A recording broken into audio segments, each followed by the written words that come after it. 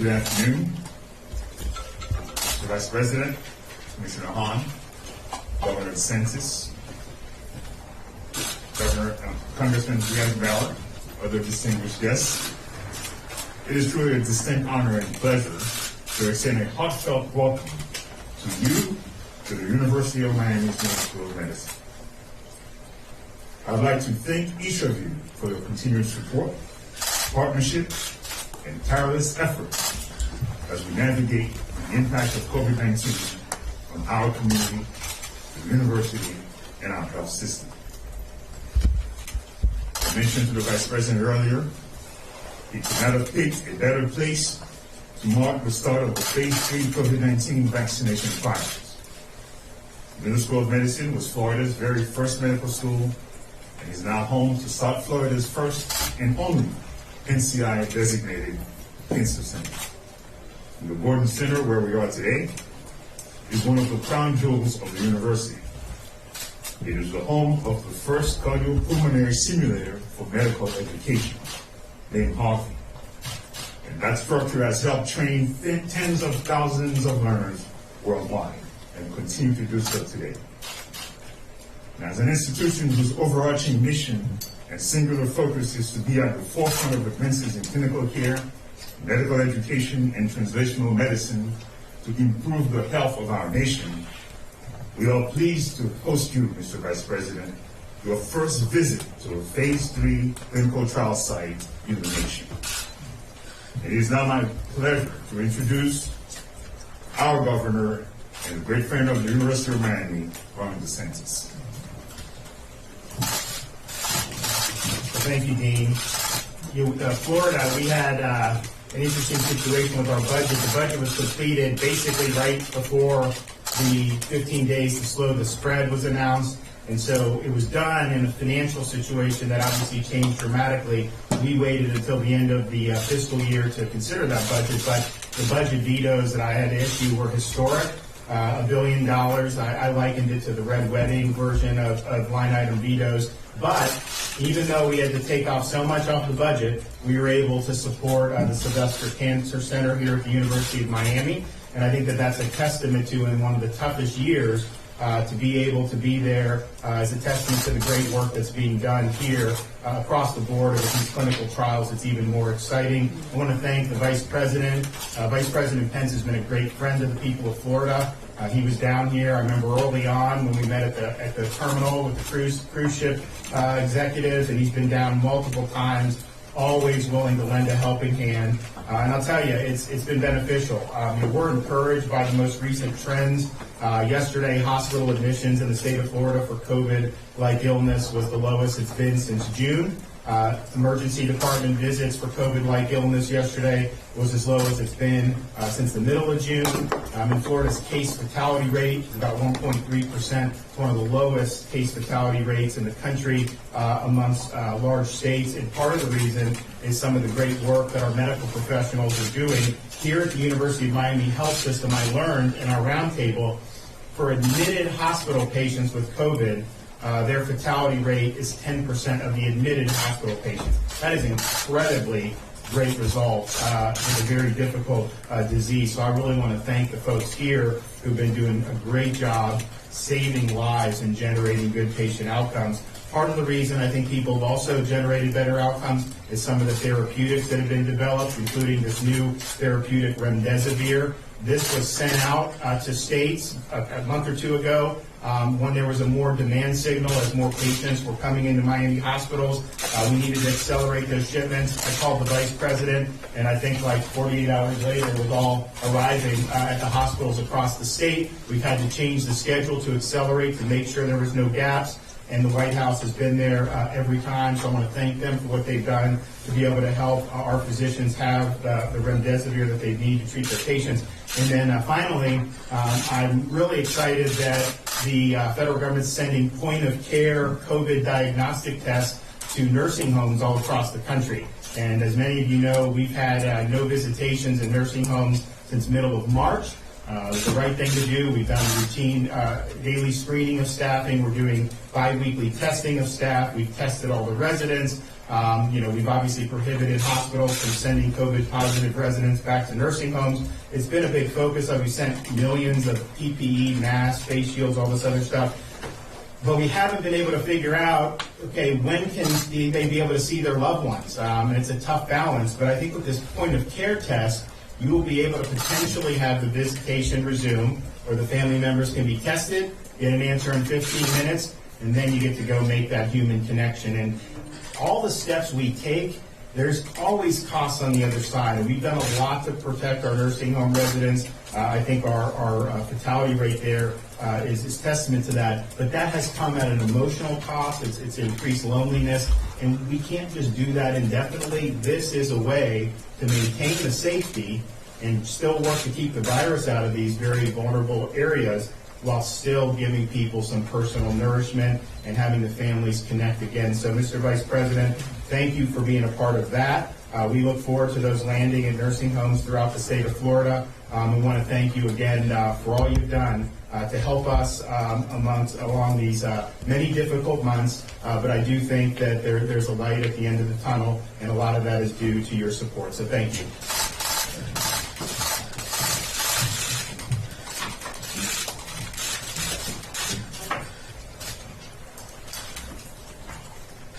Well, good afternoon. I want to thank Governor Ron DeSantis and his entire team for the seamless partnership that they forged with our administration since the early days of this pandemic.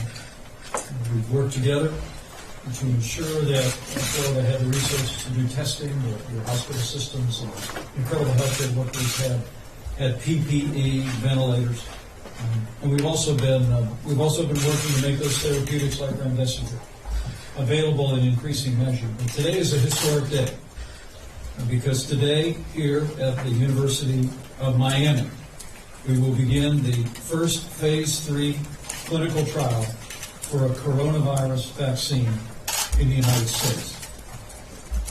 89 sites all across America with more than 30,000 participants will be a part of this phase 3 clinical trial. But coming here to the University of Miami to be able to partner with you, Dean Ford, and the entire team here is a great privilege. And President Trump wanted me to be here first and foremost to say to the people of Florida that we are with you. We'll stay with you every step of the way. We're encouraged by the favorable trends here in Florida. But we'll continue to make sure your healthcare workers have the resources to provide the level of care that any one of us would want a family member to be able to have. The level of care that's been being delivered here at the University of Miami hospital system every day during the challenging days through which you have just passed. But today is a day of hope. Today is a day of promise. Today is a day, I think, that is a tribute to American ingenuity and to President Trump's relentless drive toward achieving medicines and a vaccine for the American people. It's remarkable to think that the company that will begin phase 3 today, a company known as Moderna, actually was the first company in America to begin phase 1 clinical trials back in the month of March. And as Dr. Stephen Hahn of the FDA may reflect in just a moment, that was in record time. Literally, it would just be a matter of weeks from when the United States first received the coding for the coronavirus that we were able to initiate an effort to develop a vaccine.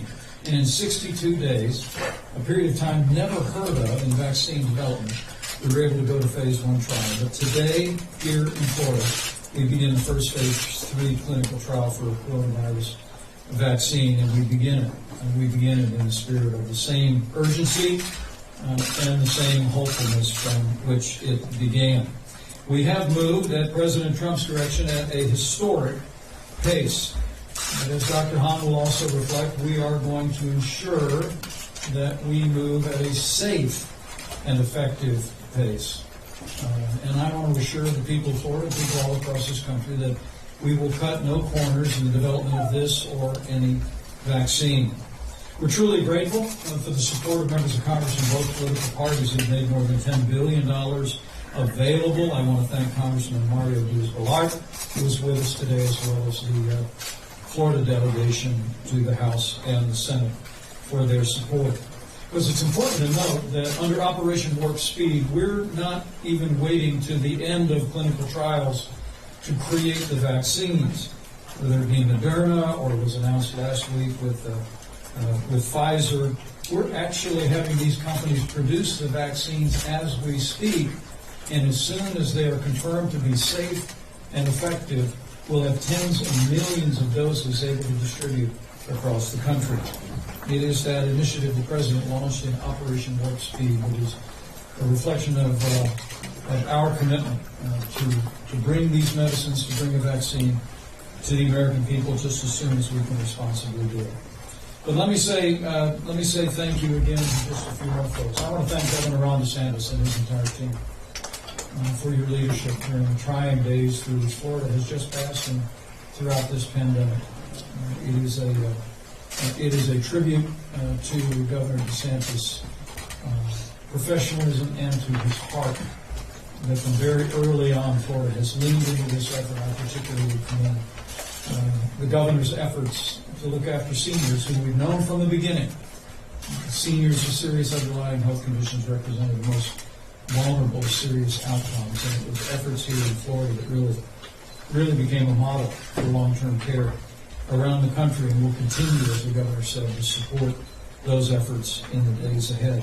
I want to thank the University of Miami, not just for being the site of the first Phase 3 clinical trial, but just as much, Dean Ford, your team here, for everything that you've done throughout this pandemic and in the difficult weeks through which Florida has just passed. To have a separate COVID-only hospital, to be able to continue to operate your hospital for all the other healthcare needs in the community is a tribute to the innovation and effectiveness of the doctors, the nurses, and all the healthcare workers in this extraordinary. So, finally, I want to say thank you to all of those who have agreed to participate in this clinical trial. It is remarkable to think 30,000 Americans are willing to step forward and to participate in this Phase 3 clinical trial, and they have our thanks. People who have volunteered to participate in this and other trials are doing more than their fair share to help our nation through this challenging time, and they have our thanks. For anyone looking on who would like to be a part of either this clinical trial or other clinical trials for therapeutics or for vaccines, you can go to clinicaltrials.gov and be a part. That's clinicaltrials.gov, and you can get information how you can participate. But we all have a role to play. And we all know that each and every one of us, by practicing good hygiene, washing our hands, wearing a mask every time that state and local authorities indicate it's appropriate, or wearing a mask when you can't properly socially distance, is how each of us can play a role. But for those Americans, literally more than 100,000 who step forward and volunteer to participate in clinical trials around the country, you have our thanks as well. Today, I said, is a great day in America. The first Phase 3 clinical trial for the coronavirus vaccine. It begins here in Florida and in 89 different sites around the country. It begins with the best professionalism of our pharmaceutical companies in this country. American innovation, American creativity. It begins with the hopes, and I know the prayers, of the American people. And I'm convinced more than ever on this great day that we'll get through this. We will reach that day. I truly believe, as Dr. Fauci said not long ago, when we will have a vaccine. We'll have it available to distribute to tens of millions of Americans, and we'll reach that day when we finally can begin to put this coronavirus in the past. So with that, I'm going to turn it over to Dr. Stephen Hahn for his remarks, and then really one of the leaders of the clinical effort here at the University of Miami will take a few questions. Dr. Hahn. Thank you, Mr. Vice President and Dean Ford. Thank you for hosting us today. In the early part of this pandemic, President Trump and Vice President Pence asked FDA to make sure that we removed any unnecessary barriers to the development of medical products, and we have followed that request. Today, we are seeing the initiation of the first Phase 3 clinical trial of a vaccine candidate And that is, as the Vice President said, a historic event in an incredibly short period of time. I want to thank my colleagues, my medical colleagues who are in the front line taking care of patients, but also who put together this clinical trial and are helping to enroll patients and ensuring that it's done in the absolute highest quality way. It is a true sign of America's great biomedical research enterprise that we find ourselves here today. Normally this process would take months and years. It's the dedication of great medical professionals and researchers that we've gotten to this point. Conducting clinical trials are a crucial piece of our efforts to approve a vaccine for COVID-19. FDA has oversight over a number of clinical trials for both therapeutics and vaccines, in fact over 140, with more than 450 therapeutics in the pipeline. And I want to thank, like the Vice President did, the Americans who stepped forward to volunteer for these trials, because they are our true heroes as we evaluate the efficacy and safety of a vaccine. Now, the important scientific data that we will get from the phase 3 clinical trials, and this is, of course, one clinical trial that we're going to see, but several others are planning to go to phase 3 in the next several weeks. And the data that come from those clinical trials will allow FDA to do its important work to determine whether a vaccine is safe and effective. And we're doing everything we can at FDA to support that development by providing regulatory and scientific advice, as well as technical assistance for how to conduct those clinical trials. The number of people that need to be in those clinical trials so we can have confidence in the data, as well as to make sure that there's diversity in the clinical trial population, because what we want is to have generalizability of these results to the entire United States population. As I mentioned, we expect a number of additional trials to go into phase 3 in the next several weeks to months, and that's good news for the American people. As we laid out in our guidance regarding vaccines and in all of our actions for COVID-19, FDA scientists will not cut corners in order to evaluate a medical product, and that includes a vaccine. And I know that our colleagues performing these clinical trials want to have and must have confidence that we will do that as we evaluate the data that they generate for that vaccine. It's these scientists who will call the balls and strikes on approving a vaccine, and they will make their decisions based upon the data and science that's generated from these clinical trials. We will authorize or approve a vaccine solely on the basis of the data that we receive and the determination of safety and efficacy. So I really appreciate the leadership of the University of Miami and other investigators around the country. Again, it's the truly great American research enterprise that allows us to get to this point. And Americans can have confidence in FDA that we will make the absolute best decision on their behalf. Thank you.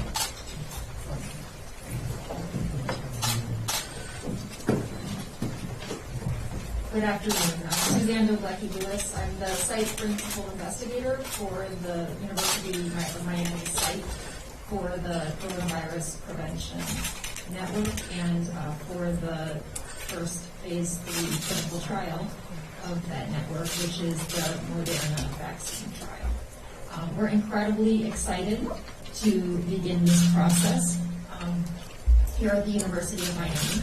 And we're really amazed and humbled by the number of volunteers who have already stepped forward to be a part of this trial. And it's these volunteers, as the others said, who will make the difference and will allow us to know whether we do have an effective, safe vaccine.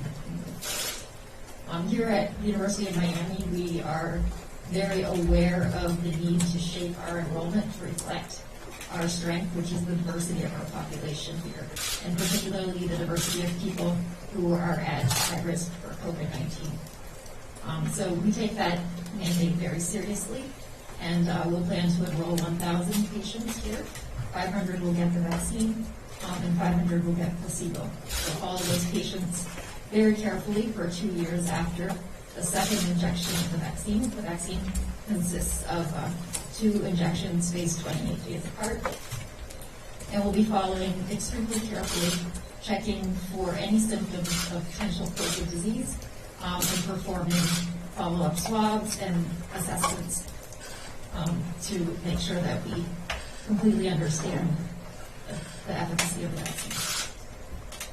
So we're very, very happy to be at this point and optimistic and looking forward to beginning our enrollment.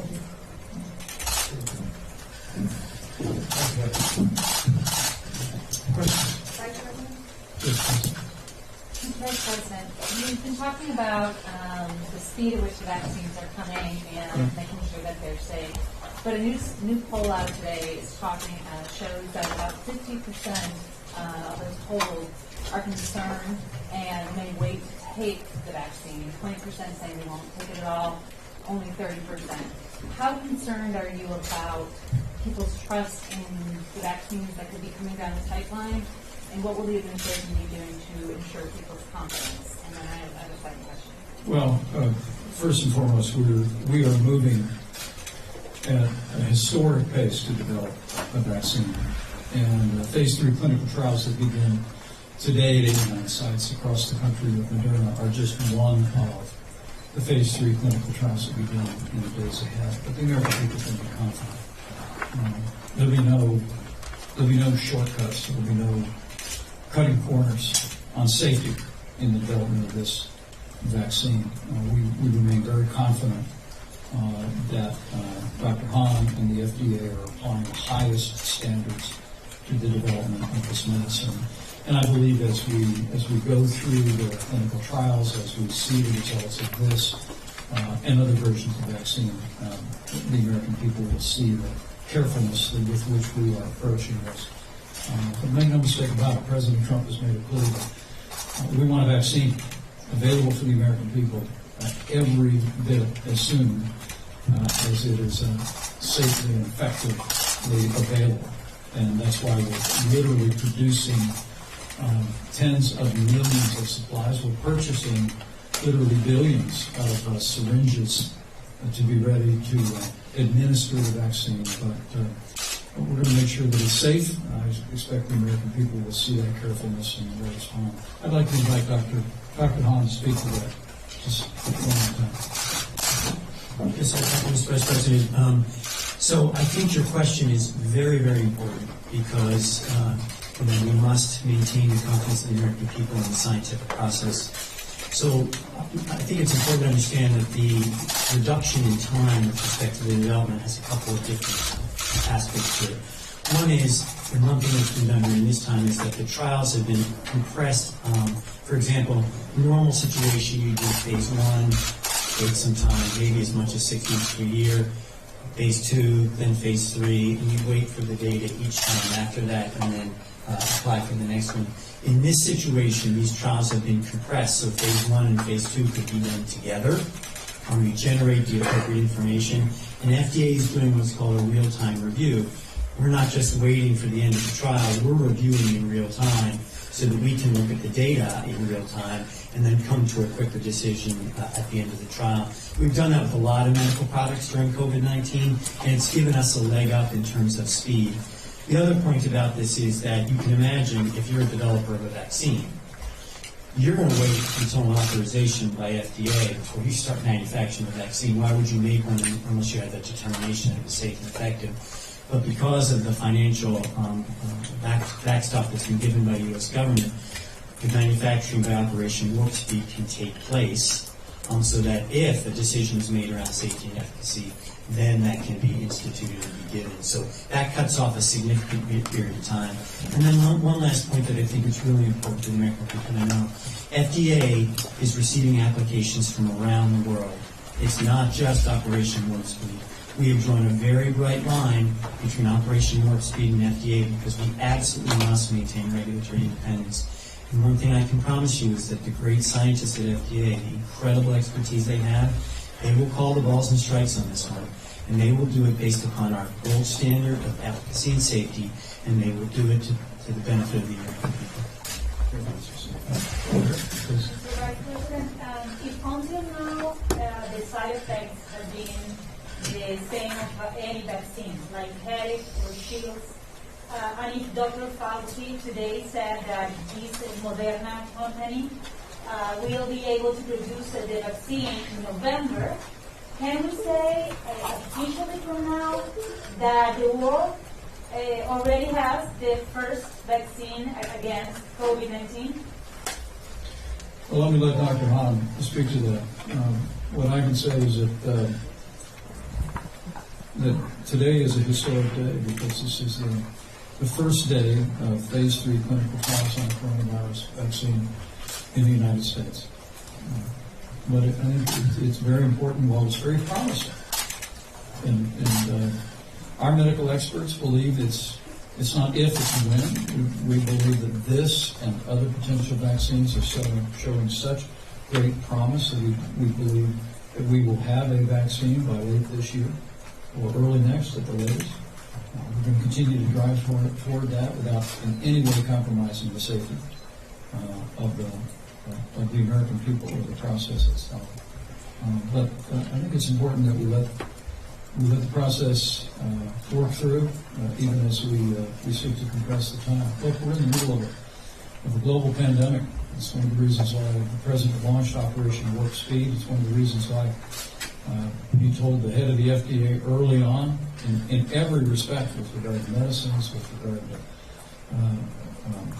our nation's response to this, that we move regulatory barriers out of the way without in any way compromising health and safety. And we'll continue to do that for the sake of America first, but for the sake of developing a vaccine for the world. President, if the vaccine proves to be successful, how will the federal government make enough for every American who wants one to be able to receive one? And who will get the vaccine first, and by when could they receive that vaccine?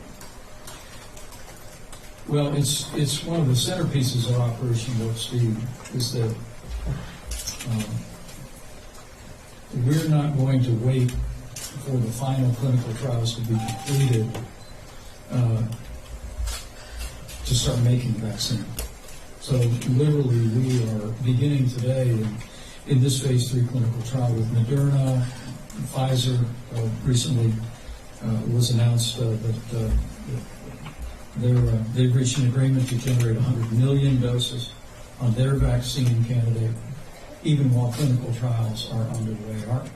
As I mentioned, we're purchasing over 1 billion needles and syringes to be able to administer to the American people. But the president set a goal early on. He said he wanted 100 million doses by this fall and 300 million by the winter. And we're going to continue to drive toward those numbers and drive toward those objectives without in any way compromising the safety and health of the American people. But we're making it now, which I think should be a great source of encouragement to the American people.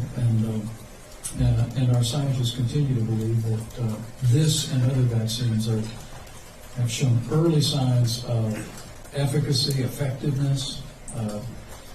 As we say, being the layman in the room at the task force every day, early signs that they work, and we're going to make a lot of it, and literally have tens of millions of doses available to the American people. Our first objective is to have a vaccine that works, to have tens of millions of doses available, and then administer it to the American people. So who would receive it first? Thank you, Mr. Vice President. Can you describe the distribution system that may be in place, or the planning for a distribution system for the vaccine?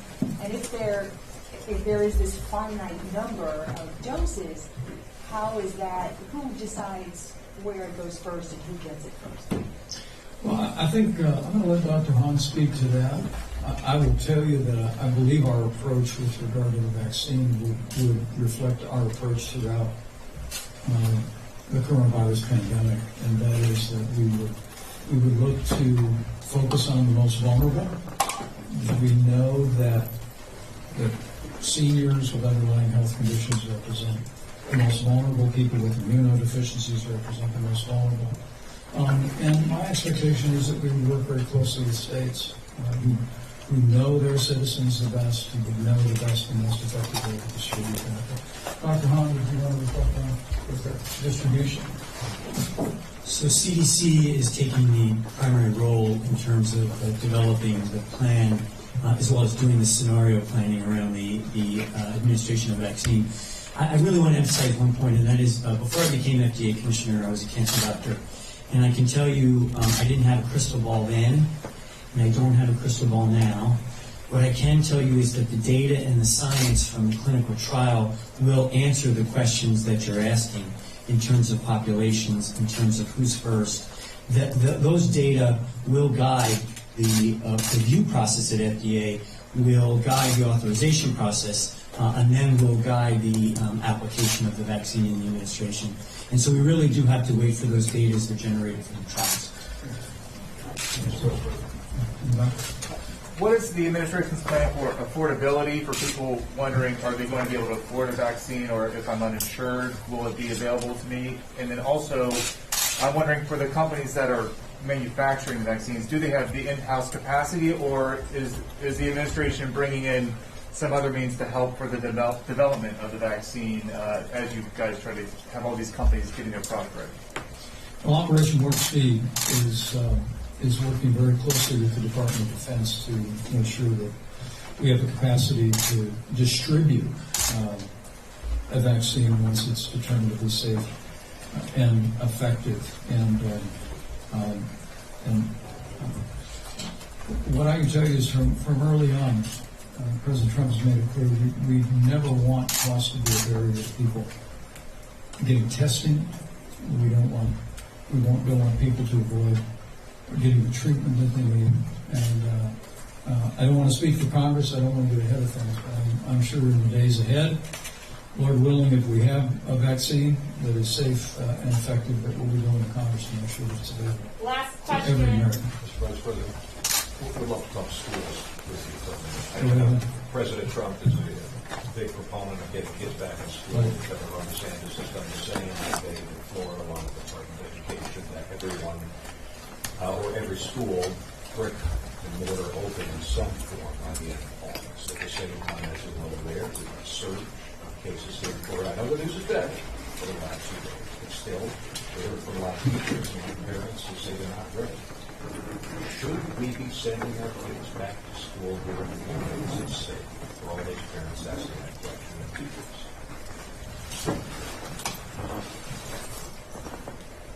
Well, first, let me just say that in studying the data around this country and around the world, one thing we know for sure, and that is the risk of the coronavirus to healthy kids is very low. It's very low.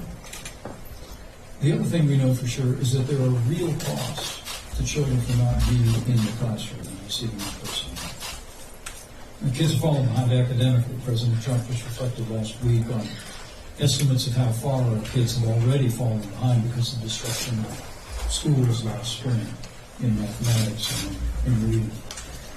But there are other costs beyond that. And let me say, and I'm going to let the governor maybe have the last word on this, but as a former governor, I know that the services that our kids receive, whether it's special needs kids, whether it be children with learning disabilities, whether it be the nutrition services, supplementing meals for underprivileged children, those are provided at our schools.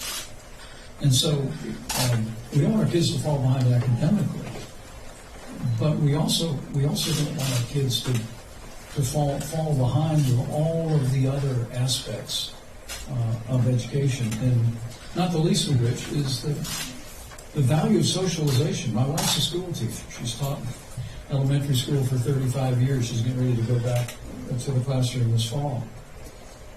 And she says, that kids need to be with their friends.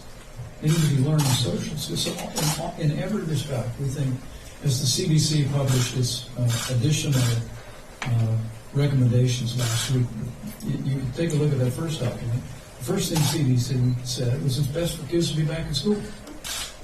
Now, we want to recognize that there may be individual communities, there may be individual states that would calibrate that, but it's like the American Academy of Pediatrics said about 2 weeks ago, all consideration of education this fall should begin with restoring in-person learning.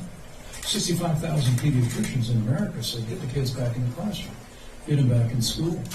But my pledge, though, to the people of Florida, especially the parents and grandparents who may have concerns, is that we're going to make sure Florida and every other state across the country has the resources to be able to bring the kids back to school safely. And we know there's additional costs. That's one of the reasons why President Trump is calling for a new $105 billion from Congress that will make available. $70 billion to be distributed just for K-12 education, and the rest for higher education. We understand that making sure that there's social distancing and making sure there's cleaning supplies and PPE have real costs. And we're going to work with governors like your governor all around the country to make sure that those resources are available. But I must tell you, working as I do in this role with governors all across the country, we're at a place where all 50 states, including Florida, have a very responsible plan for returning kids to the classroom. And we also recognize the fact that while the risk to healthy children of the coronavirus is very low, that we also want to make sure we take into account faculty members. There may be vulnerable faculty members, and also the impact that reopening the schools may have on communities as a whole. And so we think there are good countermeasures in place. We've looked at plans, states across the country. We're going to go to Congress, as we are this week, to make sure states have the resources to be able to do that. But President Trump and I both believe, I know your governor believes, that it's best for our kids to get them back to school. It's best for our college kids to get them back on campus, to start learning again, and we really do believe that we can do it in a safe and responsible way. But safely reopening our schools should be a priority for every American, and I pledge to you our administration is going to work with Florida and with people and leaders all across this country to accomplish that. Governor, did you want to have a word on that? Well, in the state of Florida, our view is that parents should have a choice in terms of the instruction for their kids. And so if a parent believes that distance learning is more appropriate now, whether that's because of perhaps the child has a health condition, or perhaps they're just not comfortable, they have a right to opt for that. We're proud of what we've done in distance learning. We've had a lot of states were asking Florida, how are you doing that, when we all went to that in the middle of March. At the same time, the kids have lost some of the gains. There's just no doubt about it. There's nothing like having someone in there in that classroom giving them instruction. So if you want to opt for distance, by all means do it.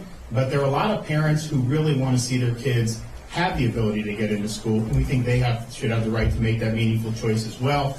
A lot of teachers really want to get back. There are some who have expressed concerns, and my view is I would be as generous with that as possible. Obviously, our guidelines statewide, anybody who would be in a vulnerable group has to have accommodations made. But if you're just someone that may not be in that risk group, you just don't want to perhaps be in the school, fine. We'll work with the ones that we have. There's going to be some parents that are going to opt for distance. There's going to be many parents that opt for in-person, and you can kind of make it work. I think we should be very flexible on it, but to shut out millions of kids, parents, from even having a choice to bring them back, I think would be a mistake. And I think the Vice President alluded to it.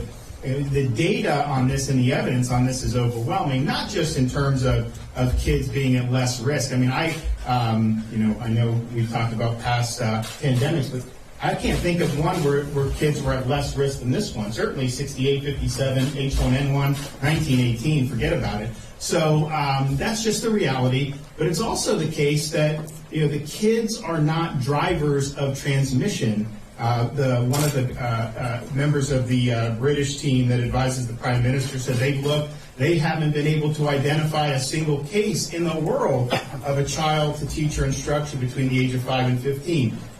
Maybe there's some out there, but clearly it's not been a huge issue in terms of furthering community transmission. So those are really the two things. Safety for kids, is it going to do community transition? And then if there are issues with faculty, I would be as generous as possible. But I think it's true. We've had people working in all aspects of life throughout this whole thing with certain safety precautions, and I think that they've been able to do a good job, and I think the schools, can do it as well. So they've missed a lot of time already. And my fear is you do another semester virtual, the dropout rate, some of the other problems. I really believe that the teachers and the administrators that are there, they serve important functions in the lives of so many of our kids, particularly those who come from more disadvantaged backgrounds. Well, thank you, Governor. And I just want to close by saying thank you to the people of Florida. I know it's been a challenging time, particularly since cases began to rise in this state. But the favorable trends that are beginning to emerge here in Florida are a great tribute to strong leadership of your governor and his administration, to all of your extraordinary local health officials.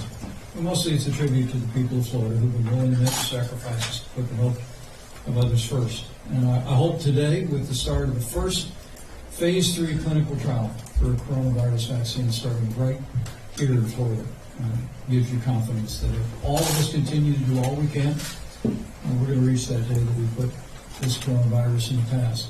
In the midst of it, we're going to continue to make sure that Florida and your healthcare workers have everything you need. Make sure the resources to support testing, make sure that incredible doctors and nurses have all the PPE that's needed.